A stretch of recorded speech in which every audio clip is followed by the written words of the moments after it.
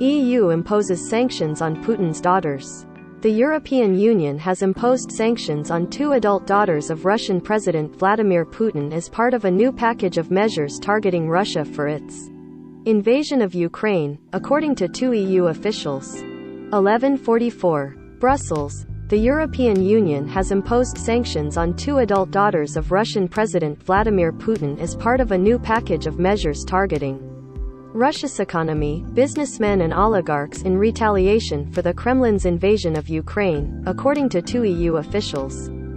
The EU included Maria Vorontsova and Katerina Tikhanova in its updated list of individuals facing an assets freeze and travel ban. The two EU officials from different EU member countries spoke Friday on condition of anonymity to the Associated Press because the updated list of individuals and entities sanctioned has not been published yet. The move from the European bloc follows a similar move 2 days earlier by the United States. In the wake of evidence of torture and killings emerging from war zones outside Kyiv, the EU decided to impose a fifth package of measures.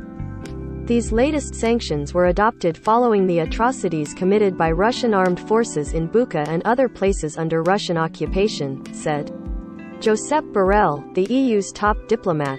The aim of our sanctions is to stop the reckless, inhuman and aggressive behavior of the Russian troops and make clear to the decision-makers in the Kremlin that their illegal aggression comes at a heavy cost. But many in the Ukraine government want tougher measures that will have a quicker impact on the war. Some countries may want to exhaust the Russians economically rather than stop them, while the Ukrainians are shedding their blood. We don't accept that, said Ukrainian Deputy Prime Minister Irina Vereshchuk. The idea of the sanctions should be not just to exhaust the Russians in the longer term, but to stop them within months, not years.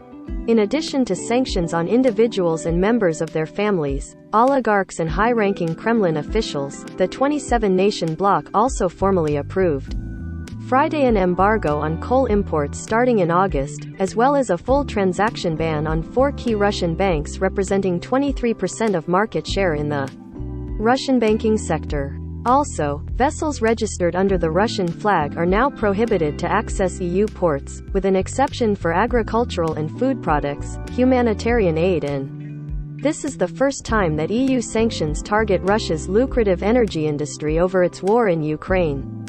According to the EU Council, imports of coal into the region are currently worth €8 billion per year. The EU has already started working on additional sanctions, including on oil imports. EU officials said the impact of the bloc's sanctions so far over the first 4 weeks shows that imports into the 27 nations from Russia dropped off by 9% in terms of value and over 20% in terms of volume. Trade from the EU to Russia has fallen by 3/4. Lauren Cook in Brussels contributed to this story.